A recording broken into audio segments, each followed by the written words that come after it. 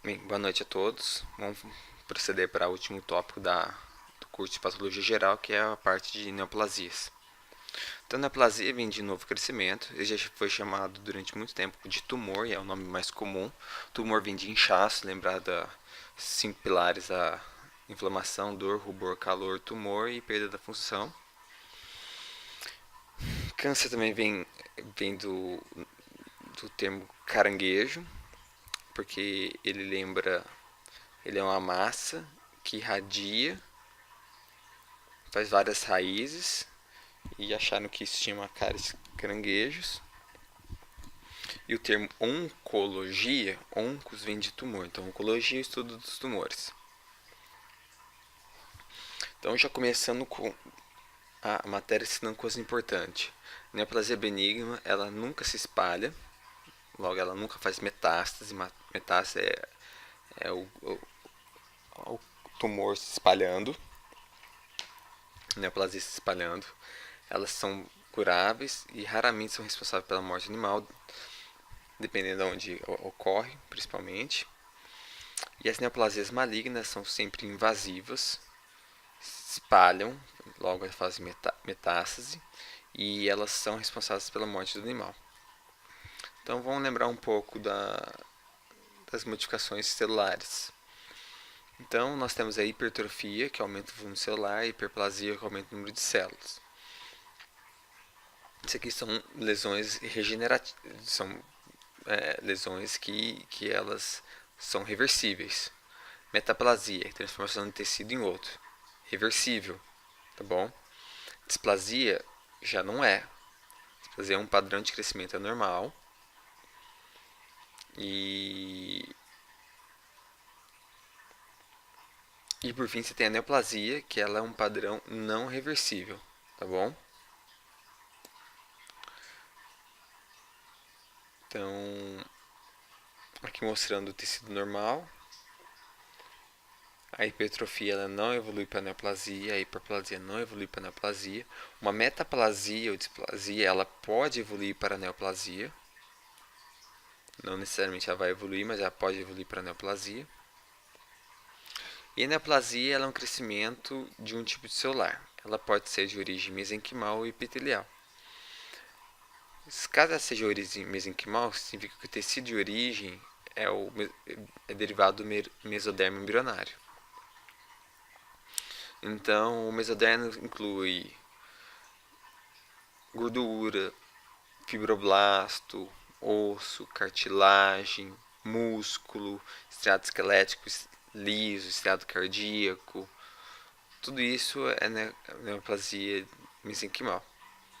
Em geral, as neoplasias mesenquimais vão, quando benigna, vai ter o sufixo oma, e maligno o sufixo sarcoma. Por exemplo, se acontecer de linfócito, vai se chamar de linfoma benigno ou liposarcoma maligno.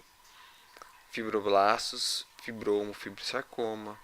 Osteoblasto, osteoma, osteosarcoma. A única exceção que tem são os tumores de células hematopoéticas, como leucemia e linfoma, são tumores linfócitos. E por sinal, eles não têm versão benigna, só maligna. Então, leucemia e linfoma são sempre malignos. Enquanto as neoplasias epiteliais, elas têm origem tanto nos 3 filos embrionários, endodermo, mesodermo e ectodermo, e são os tumores de pele e glândulas. Então, o tumor de glândula é chamado de adenoma ou adenocarcinoma. Então, a neoplasia epitelial tem o final carcinoma também. Mas tudo aquilo que tem semelhança à glândula vai ganhar o nome de adenocarcinoma. Por exemplo, o rim. Rim não é glândula, mas ele ganha o nome de adenocarcinoma renal. Tumor de pele, ele pode chamar de papiloma, devido ao aspecto de formação de papilas. E o tumor mais comum de pele é o tumor de células escamosas, juntamente com o melanoma. E ainda tem as neoplasias indiferenciadas, que são sempre tumores malignos, que são tão indiferenciados que não tem indício da célula de origem. Quanto mais diferenciado ele for, mais ele vai ser característica daquilo que ele já é. Então, um tecido epitelial diferenciado, quer dizer que a epiderme vai ter cara de epiderme. Se ela for indiferenciada, ela não vai ter mais carinha de epiderme. As células vão perder aquela cara de epiderme. Lembrar que ainda pode ocorrer as neoplasias mistas, pois as neoplasias podem ocorrer de células de múltiplas origens.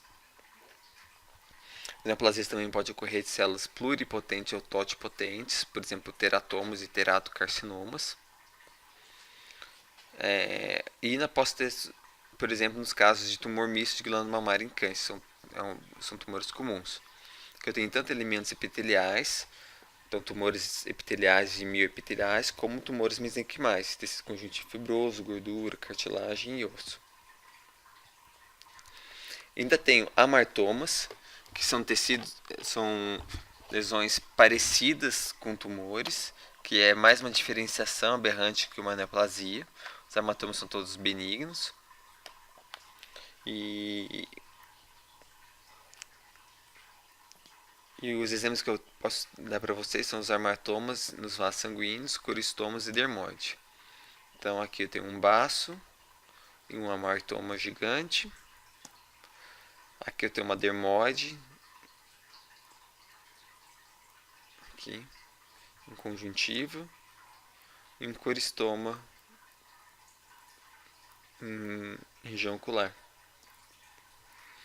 Então vamos lá. Então vamos dar alguns exemplos. O fibroblasto, ele vai formar o fibromo, fibrosarcoma, adipócito, lipomo, liposarcoma, condrócito, condromo, condrosarcoma, osteoblasto, osteoma, osteosarcoma, endotélio vascular, hemangioma ou hemangiosarcoma. Inclusive, hemangioma e hemangiosarcoma são tumores bastante comuns. Eles vão dar um aspecto macroscópico de aquelas frutinhas vermelhas, framboesa. Tumor de músculo liso, leiomioma, leiomiosarcoma, estriado, rabdomioma, rabdomiosarcoma, mastócito, mastocitoma, mastocitoma maligno, leucócitos, eritrócitos, leucemia e linfócitos, linfoma. Note que não tem benigno. Já dá alguns exemplos de neoplasias epiteliais. Então, de epitélio pavimentoso, papiloma ou carcinoma de células escamosas. Melanócito, melanoma, benigno ou maligno. Glândulas, adenoma ou adenocarcinoma. Células tronco, teratoma, teratocarcinoma. E células de schwannoma ou schwannoma maligno. Então, vamos a algumas diferenças de tumores benignos e malignos. A neoplasia maligna sempre faz metástase, ou ela tem a potencial de fazer metástase, enquanto o benigno nunca faz metástase. Os tumores malignos têm alta capacidade invasiva, pois tem uma alta motilidade celular e desprendimento celular, podendo fazer as metástases. E os tumores malignos têm um potencial de crescimento ilimitado, pois evadem mecanismos apoptóticos e de citotoxicidade do hospedeiro. Inclusive, é utilizada essa característica de crescimento ilimitado dos tumores malignos para fazer cultivo celular para estudo de doenças, onde a gente cria essas células em placas de Petri e essas células nunca morrem. Os tumores malignos estimulam a angiogênese e a angiogênese aberrante, são vasos sanguíneos mais permeáveis. Algumas neoplasias benignas podem evoluir para maligna, mas não são todas, em geral a maioria não evolui. As neoplasias benignas são bem diferenciadas, logo elas têm a característica do tecido de origem, então uma neoplasia benigna de pele tem cara de pele, enquanto as neoplasias malignas elas têm alto grau de anaplasia, onde tem atipia celular, as células são um pouco diferenciadas, indiferenciadas, então ela não se parece com as células de origem. Elas têm alto pleomorfismo celular e nuclear, que também é chamado de anisocitose e anisocariose, significa que o formato da célula, o tamanho é variável entre elas. E nas tumores malignos são comuns figuras de mitose.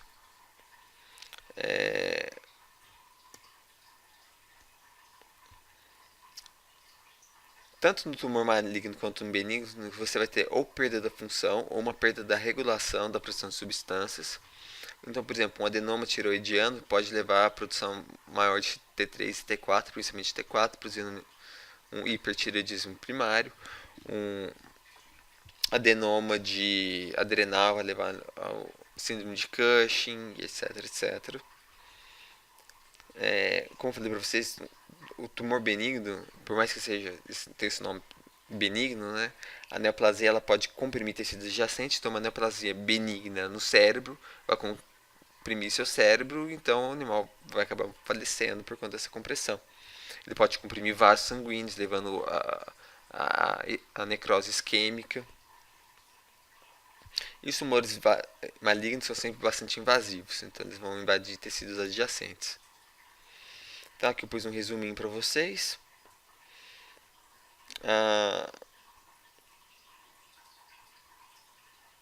Vamos falar um pouco das células tronco e a diferenciação das células a tronco para a gente ver um paralelo entre as células a tronco se diferenciando protocélulas e as células neoplásticas. Quando as células se tornam neoplásicas, elas têm que baixar as características primitivas. Então, as características primitivas elas reemergem. E os tumores também podem surgir de células tronco, como os teratomas ou teratocarcinomas. Então, as células totipotentes podem se tornar qualquer tipo de célula, enquanto as células multipotentes ou pluripotentes têm uma menor variedade. As células totipotentes são encontradas em animais muito jovens, enquanto as células multipotentes são aquelas que a gente vê dentro da medula óssea, que vão fazer a hematopoiese. Vamos falar um pouco do ciclo celular. Ele consiste nas fases G1, que é a pré-síntese, a fase S, de síntese de DNA, a G2, que é a fase pré-mitótica, a M, que é a fase mitótica, e a G0, que é quando a célula está quiescente. Então, a célula passa da fase S, de duplicação cromossomal, para a fase G2, depois para a mitose, divisão celular, fase G1, fica uma fase meio quiescente, depois continua e vai indo pelo ciclo, tá bom? Em tecidos adultos, eu tenho células na fase. Em tecidos adultos, as células vão passar por fases proliferativas, de diferenciação e de morte para a apoptose. Então, aqui eu mostro um esquema onde as células tronco vão ser diferenciadas para aquela célula daquele tecido. Aí essas células do tecido vão se multiplicar fazendo uma proliferação, depois uma segunda diferenciação dando a função do tecido. E durante todo esse processo ainda tem a apoptose, caso haja apoptose devido à inutilização de algumas células. Então a proliferação é controlada por vários sinais que podem estimular ou inibir. Então o excesso de estimulantes ou a deficiência de inibidores vão fazer com que o tecido continue a crescer. Você tem mecanismos de redução do ciclo celular que fazem com que façam com que as células que estejam quiescentes, em outras palavras, células que não estejam em proliferação se tornem células proliferativas. E você tem mais de um estímulo fisiológico, inclusive a apoptose é um estímulo fisiológico de bloqueio dessa proliferação normal. Alguns exemplos de tecido proliferativo normal. Então, crescimento de glândula mamária durante a lactação devido a uma proliferação fisiológica, ou aumento da tireoide devido à falta de iodo no caso de proliferações patológicas.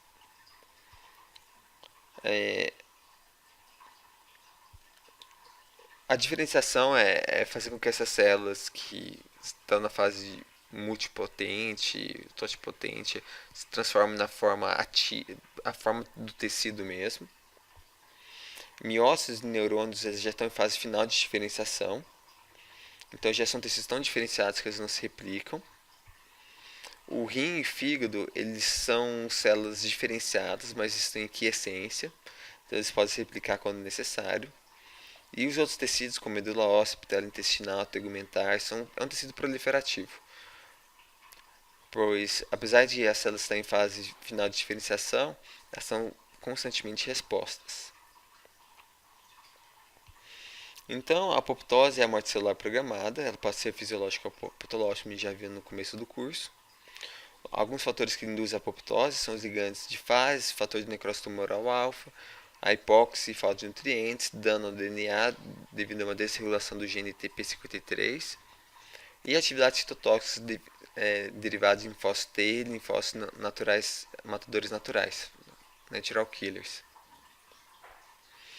Além de que eu tenho ainda o citocromo C mitocondrial, que também pode estimular a apoptose através das vias das caspases.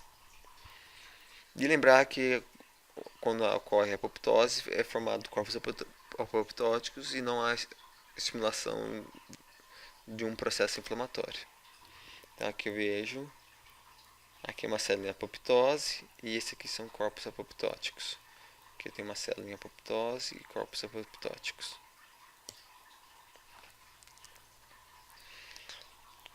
Os tecidos podem ter células quiescentes, que estão na fase de G0, pode ter células em divisão ou células terminalmente diferenciadas de células-tronco. Muito importante isso aqui, pessoal. Os tecidos lábeis estão sempre em divisão. Devido à sua função, ocorreu muita perda tecidual. Por exemplo, epitélio estratificado pavimentoso de pele e mucosa, mucosa intestinal, epitélio de transição do trato urinário, medula óssea, tecido hematopoético. Então, esses são alguns exemplos de tecidos lábeis. Então, aqui eu tenho a epiderme. E aqui na camada basal da epiderme eu tenho as células que estão em multiplicação, que é o tecido lábio. Tá bom? Eu tenho tecidos estáveis, que são também chamados de tecidos quiescentes, que têm uma baixa taxa de replicação, contudo, eles podem entrar em rápida divisão se necessário, se estimulado. Por exemplo, o tecido parenquimatoso hepático, renal, pancreático, fibroblástico, músculo liso, endotélio vascular, linfócitos, leucócitos adormecidos. Então aqui mostrando um fígado que foi cortado um pedaço. Nota-se que ao longo do tempo ele foi crescendo e voltou ao aspecto inicial, que é um fígado de camundongo. E ainda tem aqueles tecidos permanentes, são aqueles tecidos que nunca dividem. Por exemplo, neurônios, células musculares estriadas, esquelética e cardíaca. Então eles não proliferam mais. Perdeu, perdeu. Bem, como que eu vou ter o tumor? O tumor ele vem de uma célula normal, que vai ter um evento transformador, que vai transformar ele em uma célula neoplásica. Existe um período de latência tumoral, que é antes de se tornar detectável clinicamente, pois lembrar que ele tem que passar por várias rodadas de visão celular para poder ser detectado clinicamente.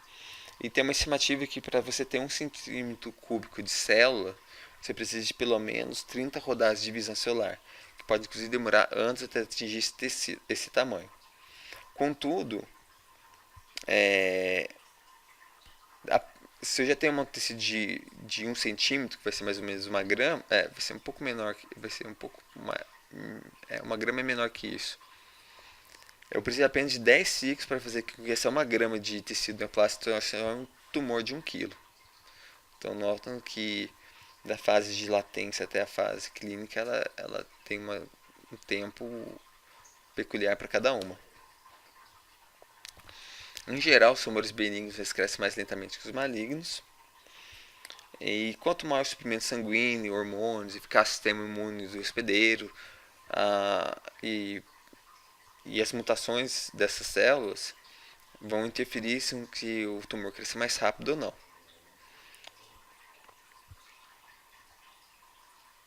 E é sempre importante a gente, quando olhar no microscópio o tecido neoplásico, a gente contar o número de células que estão em mitose, pois isso vai dar uma estimativa de quão agressivo é esse tumor. Então aqui eu tenho essas mitoses aberrantes, aqui uma célula em mitose, outra aqui em mitose, outra aqui em mitose. Nota que ela fica com esse cromossomo todo diferenciado, tudo diferentão. As neoplasias vão desenvolver através de alterações genéticas e epigenéticas, que ocorrem ao longo do tempo. Alguns tumores já são bem descritos, por exemplo, carcinoma de célula escamosa da pele ou de olho, onde ele tem uma evolução já característica, onde eu tenho inicialmente uma hiperplasia epidermal, depois a formação do papiloma, depois a formação de um carcinoma in situ, depois a formação do carcinoma de célula escamosa. Então aqui eu tenho uma hiperplasia tecidual, tá bem ruimzinho aqui, mas aqui eu tenho de hiperplasia. Formação de um papiloma, então aqui está a pele, um pouco mais normal, e aqui o papiloma, que tem aspecto de verruga. Aí nota que eu tenho aqui um carcinoma in situ, então aqui já é um carcinoma de célula escamosa, só que ele ainda não está se difundido. E aqui já tem áreas de necrose interna, etc. Pois ele cresce tanto que acabou correndo hipóxia do tecido mais central. A evolução tumoral ela vai passar das fases de iniciação, promoção e progressão. Na iniciação tem uma mudança genética irreversível numa célula. Então eu posso ter agentes mutagênicos, iniciadores. E essa célula tem que sobreviver pelo menos um ciclo de replicação para aquela mudança genética do DNA fixar e ela poder passar para as progênitos, as células seguintes, tá bom? E aparentemente a célula vai ter uma cara normal. Na promoção, vou ter crescimento dessa célula. E esse crescimento tem que ser maior que o crescimento tecidual.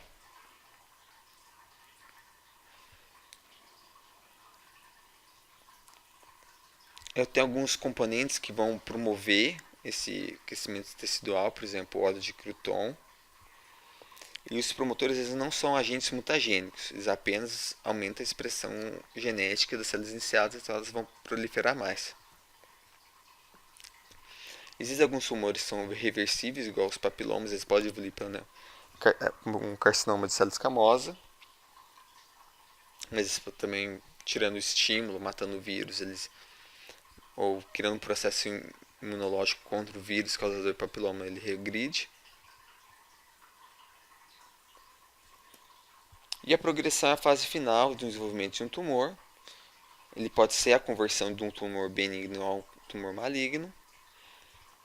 Ele é uma modificação irreversível, através de mudanças genéticas e epigenéticas ainda não completamente estudadas, onde eu vou ter um aumento da heterogeneidade celular e estabilidade cariotípica, onde eu vou ter uma perda da diferenciação, então vão ser tecidos menos diferenciados. Então aqui mostrando um esqueminha onde tem um tecido normal, uma célula iniciada, então ele passou por uma iniciação para ter essa célula iniciada, e passa por uma promoção, onde ele vai crescer, depois uma fase de progressão, onde vai se tornar um tumor maligno, tá bom? Lembrando que na iniciação vou ter uma mudança genética irreversível, na promoção ele tem uma certa reversibilidade não genética, e na progressão eu vou ter aspectos genéticos e não genéticos que podem ser reversíveis ou não. Nos tumores malignos, eles não respeitam os limites anatômicos, porque são altamente invasivos e infiltrativos. A metástase ocorre quando uma colônia de células cancerígenas se desprende do tumor-mãe e invade outros tecidos distantes.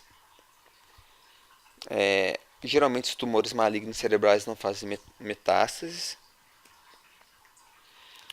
Algumas vias de metástase. Eu tenho as metástases pela via transcelomática, que ocorre em tumores abdominais que invadem tecidos adjacentes.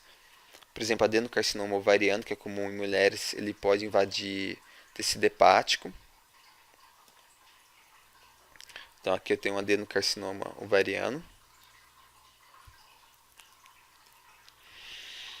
Ele pode metastasear através da via linfática, onde a maioria dos carcinomas vão fazer esse tipo de metástase. Carcinomas são os tumores de pele, por exemplo, e glândulas. Alguns sarcomas também podem utilizar essa rota. Então vamos lá. Tumor de mama é um adenocarcinoma mamário. Por que tumor de mama é comum dar metástase no pulmão? pela simples maneira que ele vai passar pela via linfática, linfonodo, sangue. Então, cai na corrente sanguínea e pode dar metástase no pulmão, tá bom? Já a via hematogênica é mais comum os sarcomas do que os carcinomas. Sarcomas são fibro, é, fibrosarcoma, adenos, liposarcoma, osteosarcoma, aqueles tumores mesenquimais. Geralmente, hemangiosarcoma, geralmente eles invadem as veias, porque eles têm paredes mais delgadas. É comum ocorrer metástases em pulmão, fígado. São locais que têm uma grande fluxo sanguíneo. Para ocorrer metástase é necessário invadir a matriz extracelular, entrar no vaso sanguíneo ou linfático, haver extravasamento da célula tumoral e colonizar outro tecido. É um processo, graças a Deus, muito ineficiente. E a invasão local é um pré-requisito para fazer metástase. Então ele tem que invadir primeiro para depois fazer metastasear. Então meu primeiro passo é a adesão, onde eu vou ter liberação de células tumorais, tumor principal.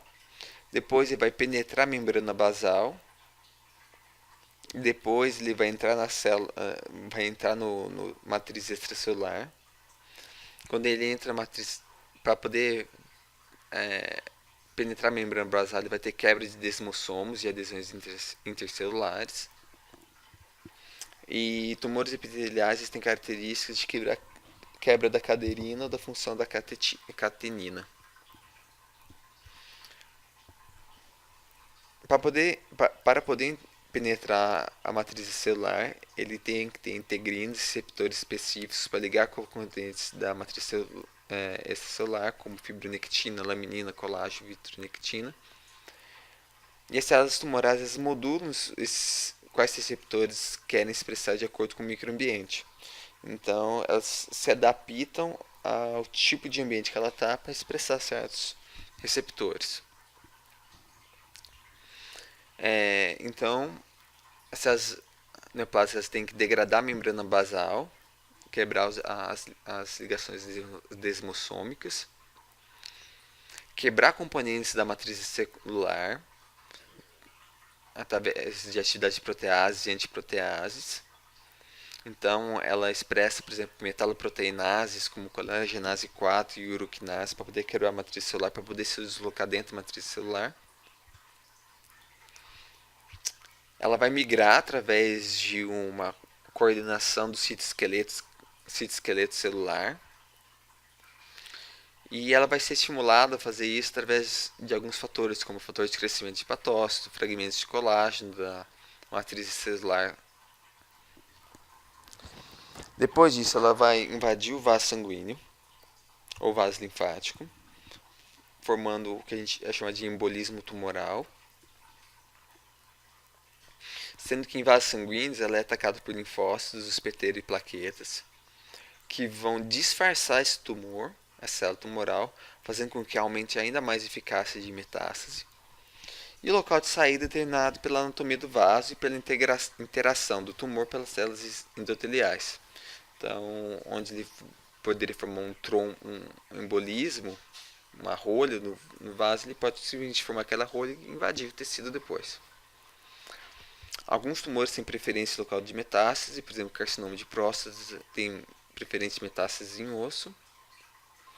Então vamos lá, ele tem que quebrar a membrana basal, quebrar as ligações de desmossomos, então quebrar as caderinas, poder invadir a matriz celular, ela tem que quebrar depois esses colágenos para poder caminhar pela matriz celular. Então aqui mostrando a quebra dos desmossomos, penetração da matriz celular.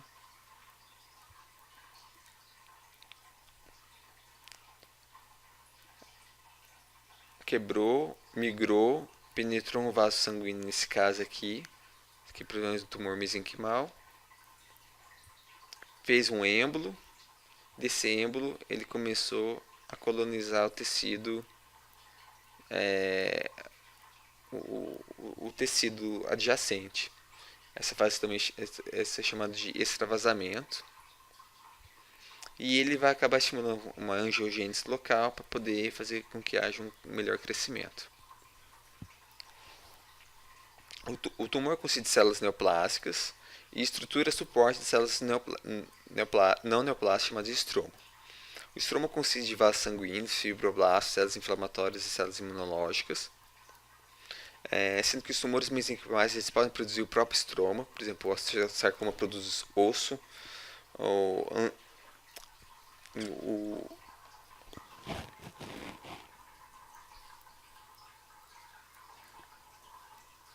os tumores de vasos sanguíneos vão produzir vasos sanguíneos, etc, etc. Enquanto os tumores epiteliais precisam ele produz estroma pelo tecido não neoplástico adjacente.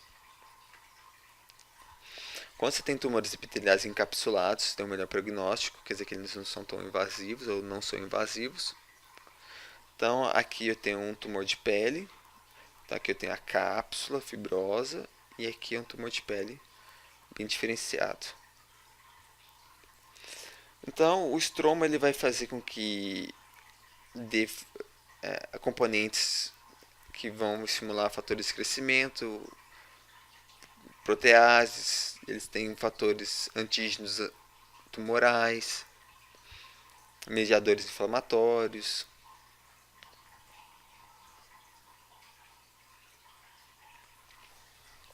E sempre lembrar que para o crescimento tumoral você tem que ter um adequado suprimento sanguíneo. Sem angiogênese, que é o novo crescimento sanguíneo, o tumor não cresceria mais que 1 a 2 milímetros. Então há o recrutamento de células endoteliais, proliferação endotelial, migração endotelial na matriz extracelular, fazendo com que haja maturização e diferenciação de novos capilares. Os tumores eles secretam o VEGF, que é o fator de crescimento endotelial vascular, fatores de crescimento fibroblástico e inibição de trombospondina. Esses nossos vasos sanguíneos, igual eu falei para vocês, eles são um pouco diferenciados porque são mais tortuosos, dilatados, mais permeáveis que os vasos normais e também pode ocorrer a linfangiogênese, que é a formação dos vasos linfáticos. Então, note que aqui eu tenho um tecido endotelial vascular bonitinho, saudável, vindo de artéria, capilar, veia. Já nos tumores, eu tenho esse aspecto aberrante. Eles são mais tortuosos, mais dilatados e de uma parede mais fina, correndo uma maior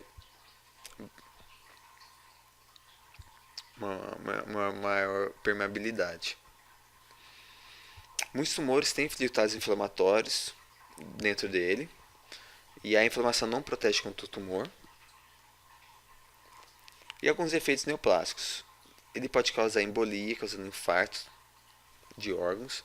Neoplasias em cérebro podem ser fatais, independente se for benigna ou maligna, pois vai impedir o fluxo sanguíneo ou vai fazer compressão da massa cefálica. Eu posso ter ruptura de vasos, ocorrendo assim as hemorragias, como nos hemangiomas. Ruptura de estômago, síndrome paraneoplásica, que são sinais clínicos indiretos causados pelos tumores e suas metástases. Isso é muito importante. Vamos falar um pouco da síndrome paraneoplásica. Animais que têm neoplasias muito agressivas normalmente vão entrar em caquexia, que por mais que eles tenham alimento adequadamente, eles vão ter esse novo crescimento tecidual aberrante. Então vão ter perda de musculatura e gordura devido a uma digestão comprometida, perda de nutrientes, infusões estudadas, arranjo endócrinos e metabólicos. Haverá uma grande liberação de fatores de necrose tumoral alfa, interleucina 1, interleucina 6 e prostaglandinas. Então vai se encontrar em processos inflamatórios agudos. Pode ocorrer endocrinopatias, tendo assim uma superprodução de certos hormônios. Comumente pode ocorrer hipercalcemia, devido a um excesso do hormônio da paratireoide, hipoglicemia, devido ao excesso de produção de hormônio da insulina. Pode resultar em eosinofilia, leucocitose neutrofílica, que é aumento de eosinófilos sanguíneos e de leucócitos neutrófilos. Pode ocorrer em anemia em animais que têm câncer, trombocitopenia, coagulação, então o animal pode ter uma coagulação intravascular disseminada. Pode ainda ocorrer um aumento de produção de imunoglobulinas, que vai dar síndrome de hiperviscosidade, amiloidose. Pode ainda ocorrer insuficiência cardíaca congestiva, sangramentos, efusão nervosa alterada devido a processos metabólicos. E aqui em inglês, toda uma lista gigantesca de síndromes paraneoplásicas que pode ocorrer em animais. E é isso, pessoal. Vamos falar da etiologia do câncer. O câncer pode ser devido a alterações genéticas herdadas, quanto mudanças somáticas se acumulam ao longo da vida do animal, que é a epigenética. Então, eu tenho aqui algumas características, por exemplo, o boxer ele é mais suscetível, por exemplo, a linfoma, a tumores cerebrais, mastocitoma, tumores das glândulas mamárias, tumor de orofaringe, tumor de testículos. E lembrar que animais não castrados antes da primeira cio têm maior probabilidade de ter tumores de mama. E machos, tumor de próstata. Em humanos, tem uma maior prevalência de tumores de câncer em homens do que em fêmeas. E é isso que eu tinha para falar para vocês por hoje. Então, continue estudando, e boa prova e bons exercícios. Tchau!